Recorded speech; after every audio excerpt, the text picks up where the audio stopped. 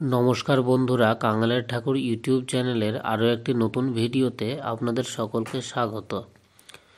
অগ্রহায়ণ বা মাঘ শীর্ষ মাসের শুক্লপক্ষের একাদশী তিথিতে মোক্ষদা একাদশীর ব্রত পালন করা হয়। কিন্তু জানেন না ডিসেম্বরের কোন তারিখে পড়েছে মোক্ষদা একাদশী? তিথি কখন শুরু কখন শেষ? মোক্ষদা একাদশীর ব্রত কবে পালন করা হবে? পারণকাল কবে এবং কখন? একাদশীর পারণ মন্ত্র কি? মোক্ষদা একাদশীর পুজোর বিধি কি রয়েছে? এদিন কি কি খাবেন এবং কোন খাবারগুলি খাবেন না, সবটাই জানাবো আজকের এই ভিডিওতে। ভিডিওটি স্কিপ না করে সম্পূর্ণ দেখুন। তার আগে যারা এখনও চ্যানেলটিকে সাবস্ক্রাইব করেননি তারা অবশ্যই চ্যানেলটিকে সাবস্ক্রাইব করুন নিত্য নতুন আপডেট পেতে। হিন্দু ধর্মে একাদশী ব্রত পালনের বিশেষ তাৎপর্য রয়েছে।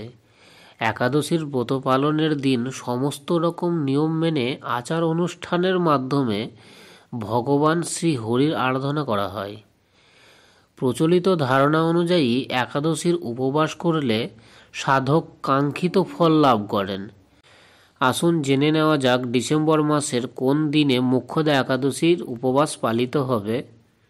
এই বছর এই একাদশী তিথি শুরু হবে 11ই ডিসেম্বর 2024 সাল, বাংলা 25শে অগ্রহায়ণ 1431 বুধবার সকাল 3:42 এবং একাদশী তিথি শেষ হবে 12ই ডিসেম্বর বাংলা 26শে অগ্রহায়ণ বৃহস্পতিবার দুপুর 1:09। এই ক্ষেত্রে উদয়ন তিথি অনুসারে 11ই ডিসেম্বর 2024 বাংলা 25শে অগ্রহায়ণ 1431 বুধবার মোক্ষদা একাদশী ব্রত পালন করা হবে। এই ব্রতর পারণকাল হল 12ই ডিসেম্বর বাংলা 26শে অগ্রহায়ণ বৃহস্পতিবার সকাল 6:28 থেকে 8:17 পর্যন্ত এই পারণ সময়টি থাকবে। একাদশী পারণ মন্ত্র ওং অজ্ঞান তিমিরান্ধস্য ব্রতেনানেন কেশব প্রসীদ সুমুথনাথ জ্ঞান দৃষ্টি প্রদ ভব। এর বাংলা অর্থ হচ্ছে, হে কেশব, আমি অজ্ঞানরূপ অন্ধকারে নিমজ্জিত আছি। হে নাথ, এই ব্রত দ্বারা আমার প্রতি প্রসন্ন হয়ে আমাকে জ্ঞানচক্ষু প্রদান করুন।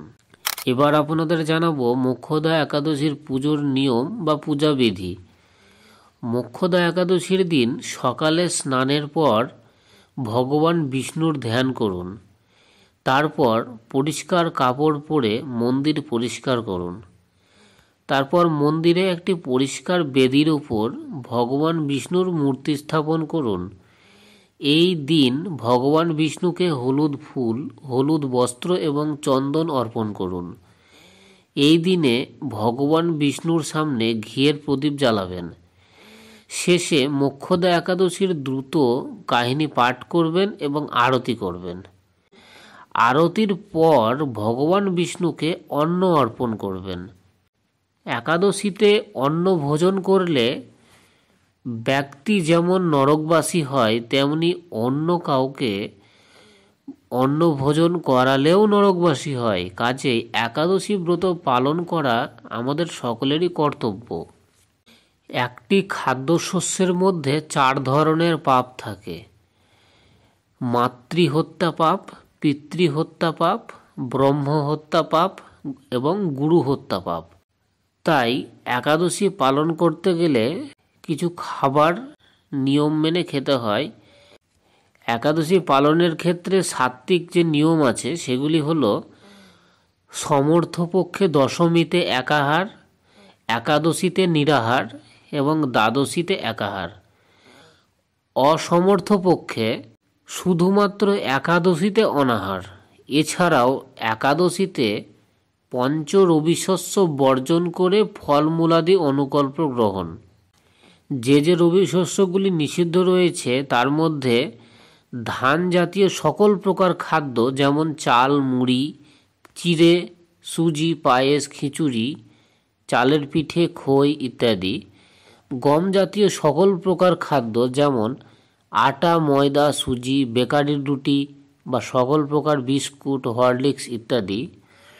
জব বা ভুট্টা জাতীয় সকল প্রকার খাদ্য যেমন ছাতু, খই, রুটি ইত্যাদি।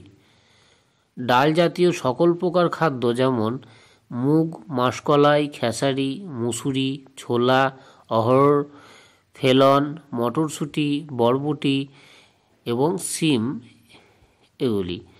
সরষের তেল, সয়াবিন তেল, তিলের তেল ইত্যাদি। এই পঞ্চরবি শস্যের যে কোনো একটি একাদশীতে গ্রহণ করলে পরেই ব্রত নষ্ট হয়ে যায় এবং একাদশীতে শরীরে প্রসাধনী ব্যবহার নিষিদ্ধ। সকল প্রকার ক্ষৌরকর্ম নিষিদ্ধ রয়েছে। দিনে ঘুমাবেন না। শাস্ত্রে মোক্ষদা একাদশীর উপবাসের বিশেষ গুরুত্ব রয়েছে। এই একাদশীর দিন ভগবান বিষ্ণুর চতুর্ভুজা রূপের পুজো করা হয়। পূর্বপুরুষদের আত্মার শান্তি এবং মোক্ষ লাভের জন্য এই উপবাস পালন করা হয়। মোক্ষদা একাদশীর উপবাস করলে ধন সম্পদ লাভ হয়, এর সাথে বিয়ে ও সন্তানের জন্ম হয়। তাই বন্ধুরা, আপনারা অবশ্যই এই মোক্ষদা একাদশী পালন করুন।